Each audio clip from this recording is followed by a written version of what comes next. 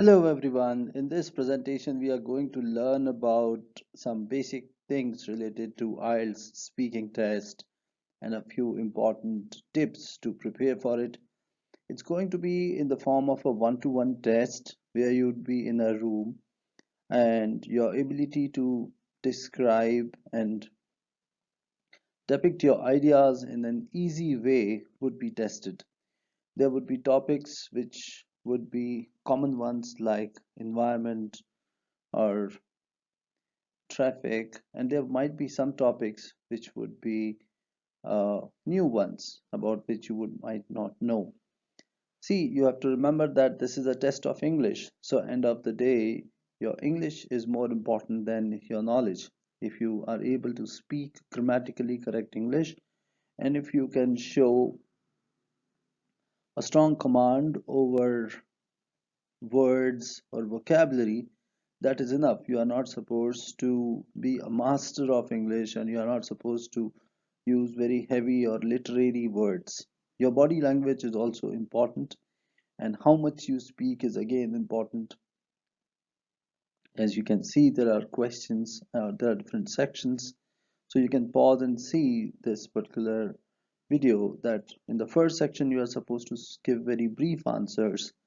In the second and the third section, you are supposed to speak, give long answers. You have to understand the aim of every question. So some questions are aimed at testing your knowledge of tenses. Some questions are aimed at testing your opinions. It's not a test of opinion, but then the purpose is to express an opinion. Like, for example, what type of color do you like? Some questions are related to taking a decision. So they give you a situation and you are supposed to take a decision. And the last set of questions are where you are supposed to make a comparison. So the questions are aimed at certain aspect and you are supposed to be very clear about how you speak about that. So now when we have learned about the test, the structure of the test, we should know the evaluation criteria. Knowing the evaluation criteria will help us to prepare for this test in the right manner. So here, as you can see, there are four different parameters on which you are judged. The first is fluency and coherence. The second is lexical resources. The third is grammatical range and accuracy. And the fourth is pronunciation. So first, let's see fluency and coherence. Sometimes people confuse fluency with speaking fast. Being fast is not an indication of being fluent. Fluency means speaking in such a way that the other person understands what you speak and makes sense out of it. So, being fluent does not mean that you should be fast. You can always pause and think. And as you can, I would like you to pause this video and read this part of fluency in band 9. I would read it along with you. It says, speaks fluently with only rare repetition or self-correction. So, which means you are speaking without repeating. Any hesitation is content related rather than to find words or grammar. So, if the content is a little alien to you or the subject is not familiar to you, it is okay to pause and think about the subject. Let us say they ask you how would robots be used in future, and you don't know how robots would be used in future. So in this case you can pause and think and you can frame your answers. So your answer could be that, well, I'm really not into robotics, but I know that robots are used at a number of places these days and automation is an in thing. I think robots would be used in the field of agriculture and various other fields. The other day, I heard that robots are being used to clean drainages. So uh, they could be used in situations or on such environments which are very poisonous for human beings to work. So I think robots would be used at a number of places in future. So I'm pausing and I'm thinking and I'm making use of certain words which are related to robots like automation, or in thing. So those kind of words and expressions which you can use are important, and it is okay to pause. It's very natural for you to pause when the topic is alien to you. The second thing is lexical resources. So I would like you to pause and read this section of lexical resources, which is meant for nine bands. Okay, so as you can see, what it says is that you use words with flexibility. It is not important to use heavy words or difficult words. It's not a test of you how many words you remember and how many words you speak while presenting your ideas. It's very difficult to use heavy words or difficult vocabulary while speaking. So you should speak in a natural and easy way, and you should not be constrained by limited vocabulary. Words are like vehicles of carrying your thoughts, and if your vocabulary is limited, if you do not know how to express certain ideas, it does show your limitation to converse in English. So good vocabulary is important, and you should definitely pay attention to developing your vocabulary. But then while speaking, you should speak naturally and effortlessly. You should not make a deliberate effort to use a difficult word which you are not aware of. The next point is, the next point is uses idiomatic language. Now, what is idiomatic language? In Hindi, idiomatic language means बोलचाल की भाषा. ऐसी भाषा जो चलन में है, ऐसी भाषा नहीं जो कि पुस्तकों में लिखी गई है. So you should use a language which is very idiomatic, which is easy to understand, and which is used by native speakers. So when you watch a movie or when you watch a Netflix movie or serial, you get to hear a lot of phrases which are used by English speakers. So you can use them. Like, for example, automation is an in thing. So, in thing is quite an idiomatic expression. But yes, when you are using idiomatic English, you should make sure that you do not use slangs or such words which are derogative or which show informality. This is a formal test, so you should stick to using formal expressions only. However, you can use those words and phrases which are commonly used by native speakers. One more example of idiomatic English is, saying something is a blessing in disguise. For example, I think metro is a blessing in disguise for people of Delhi because they are able to move from one place to another very easily. So, you can use such expressions which are formal, and you can use idiomatic English in such cases. Now, let's come to grammatical range and accuracy. Like with other sections, here also you should not make any deliberate effort to speak difficult grammatical structures or to use different difficult grammatical structures. You should naturally be able to come up with different grammatical structures and express them in your speaking. Like a few sentences starting with although or whereas. Although in big cities people get many facilities, living in a small city is uh, more convenient and preferable uh, to many who like to be in company with company of their near and dear ones. So I'm using although and I'm trying to speak a sentence, a long sentence. So you can make some sentences which are long, but most of your sentences should be direct and simple. So, again, the point is that you should not be constrained by limited knowledge of grammar, and you should be able to express your ideas in an easy and direct manner. Remember, this is a test of English, so what you speak, I mean, the content or the ideas or the knowledge is not important.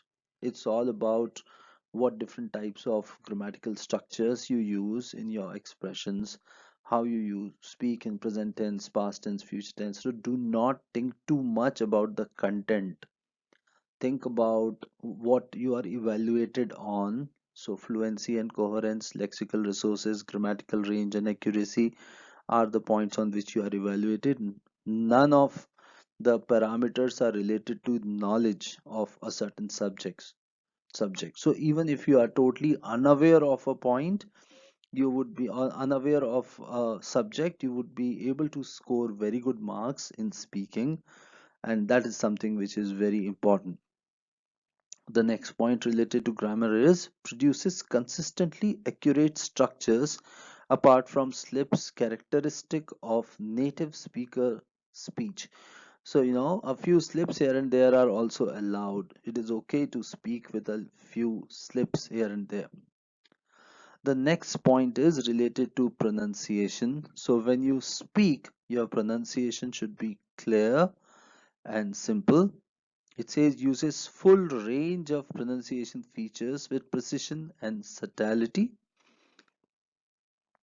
sustains flexible use of features throughout, is effortless to understand. So, your pronunciation should not be affected by your native language, and you should speak in a way a native speaker generally speaks. So you can combine a few words here and there. Like, for example, it is generally said that instead of saying my name is Rajiv, you can say my name's Rajiv. So, generally people combine, I mean, native speakers do not speak every word individually. There is a natural overlap of words when they speak. So you can speak in such a way that you sound very natural. However, do not make any deliberate efforts to sound like an American or a British speaker. Your natural way of native language is good enough, or native natural way of speaking is good enough to fetch you, to help you score very good marks in this test.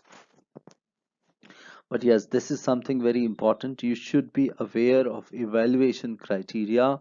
You are judged on these four parameters: fluency and coherence, lexical resources, which is vocabulary, grammar range and accuracy, which means the ability to speak long sentences and short sentences in an effortless manner, and pronunciation. Are you able to speak in a way which is coherent, easy, and error free from any pronunciation errors? Okay, let's move to the next point. So here it is about evaluation criteria we have already discussed. So these are the four parameters on which you are checked. Now, some tips to improve your speaking. See, it is very interesting that you can use your writing skills to develop your speaking. So there is no difference between writing and speaking. It's just the difference of expression. In writing, you are supposed to write and express your thoughts. In speaking, you are supposed to speak and express your thoughts. So, in speaking, as you can make out, you are supposed to be very natural and spontaneous. You do not get time to speak. But in writing, you get enough time to decide what you want to write. You can even rub it off and correct it. But in speaking, you do not get that time. Apart from this difference, writing and speaking are more or less the same. There also, you are tested on your vocabulary, grammar, how you express your ideas, whether it is coherent or not. So, when you are writing, you can read your essays, you can develop vocabulary which you can use in your speaking, and those skills come very handy to score very good marks in speaking as well. You can listen to some good content to develop your accent and fluency, which is very important. Listening is a great way to develop your skills or your pronunciation. Some good TED videos are there. If you go to TED.com, you get presentations on different topics. So it helps you not just to develop your speaking skills, but also to learn about different subjects. So if you go to TED.com, you would find content on medicine, education, entertainment, technology, and various other topics. So I would strongly recommend you to go for TED videos and watch at least one video every day. They are not very long, like it's around 10 to 15 minutes, but then the content and the way they present ideas is marvelous. You can definitely take down some words. The transcripts are also available, so you can use the transcripts to develop your own speaking. TED videos can definitely help you in a very nice way to develop your speaking skills and knowledge of various topics. Another is speaking in front of a mirror. This can be really very useful if you want to do self practice, if you want to practice speaking on your own. Speaking in front of mirror shows how you express your ideas. It makes you aware of your non-verbal signals and clues. You can even open your mobile phone camera and see how you speak and how you sound while speaking. You can record your video or audio and play it again to see how you sound. It's very important that you become aware of your sound quality and you become aware of mistakes that you commit while speaking. You can do mock rounds with an expert, which can help you, or with your friends, to help you understand the structure of the test and to time yourself and to practice your speaking skills. Some resources are ielts-blog.com. There is a file called as English in Action, which I'm going to share. I'll put the link here in the uh, description below, so you can download it to develop your speaking skills and to develop your ideas on different topics. The last slide is related to how not to score good marks in speaking. Sometimes participants come to me and say that the examiner was not very polite. See, this is a test in which you are uh, supposed to be tested on certain skills. So your skills are checked, and sometimes the examiners are in a little hurry. Usually, examiners make you very comfortable before the test, but there are instances where they have to cut you in between, that they do not allow you, interrupt you while you are speaking, and they ask the next question. See, if they have got an idea of a certain skill, they do not waste time on that skill, and you are not allowed to speak. So don't get offended if the examiner cuts you, and just be natural, stay calm, and answer questions in a very natural way. They will not be asking you what you know. At times, it is possible for them to ask something which is out of your knowledge. As I told you earlier, this is a test of English, so your ability to speak on different subjects and topics might be tested there. Um, you are not supposed to give any perfect answer. See, this is not a test of your knowledge. So even if you say, I don't know about this subject, but what I remember is, and if you speak about that in that manner, it would be absolutely fine. You are not supposed to give perfect answers. There's no one right answer. Like, for example, if the examiner asks, what do you know about modern developments or recent developments in the field of biotechnology and how biotechnology would be used in future? Now, you might not know about biotechnology, and you can simply answer saying that, to be honest, I really don't know about any recent developments in biotechnology. All I know is that in the field of medicine, there are lots of new procedures and new medicines uh, I mean, they are introduced on a day-to-day basis. So all I know is that now we have advanced medicines and advanced ways of surgery to cure us from various diseases. Apart from that, I really don't know about biotechnology in particular. So, you are talking about something which is very general, and you are answering the question telling that you are not having any specific information about the subject. So that's absolutely fine. It's you will get very good marks on this answer. You don't have to be perfect. You don't have to be aware of all the topics which are spoken there. You are not supposed to use any heavy words also. You are supposed to be very simple and direct. You're supposed to speak as a layman speaks, as a native person speaks, and you're supposed to use simple words. Don't tell something exciting. It is not again important to impress. The purpose of speaking or the purpose of communication is to express, not to impress. So you can speak in a very simple way, which is like a matter of fact manner, and speak directly to the answers. Do not try to give long answers, or do not try to impress with your content. Speak in a simple and direct manner. Your body language is equally important. Sometimes people think that eye contact and how you express your ideas is not important. It's just a test of English.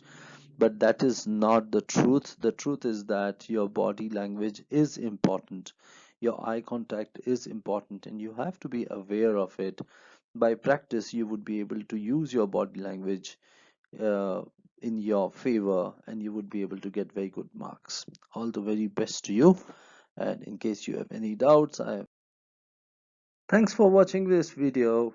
In case you are looking for some useful content, click at the subscribe button, which you can see at the right corner down on your screen. And in case you have any doubts, any questions, I would be happy to answer you. Just call me on this number. Happy learning all and all the very best to you for your test. Thank you.